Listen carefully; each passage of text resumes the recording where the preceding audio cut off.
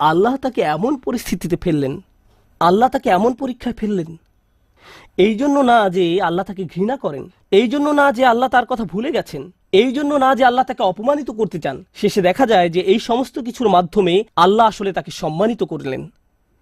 আল্লাহ তাকে সম্মানিত করতে চান। কোন অপমানের ভয় তিনি করছিলেন? তার অপমানের ভয় ছিল মানুষ বলবে তুমি বিয়ে ছাড়াই এই সন্তানের মা হয়েছ, তোমার এটা হারাম ছেলে। মানুষ এটাই বলবে। আর জানেন তো বাচ্চার নাম কি ছিল? তার নাম ছিল ঈসা। কোরআনে কোনো নবীর নামের সাথে তার পিতা বা মাতার নাম উল্লেখ করা হয়নি। শুধু ঈসা আলাইহিসসালাম, ঈসা ইবনে মারিয়াম বারবার উল্লেখ করা হয়েছে। ঈসা মরিয়মের ছেলে। কোরআনে কোথাও কি আছে মুহাম্মদ আব্দুল্লাহর ছেলে? কোথাও কি পান ইয়াকুব ইসহাকের ছেলে, ইসহাক ইব্রাহিমের ছেলে, ইউসুফ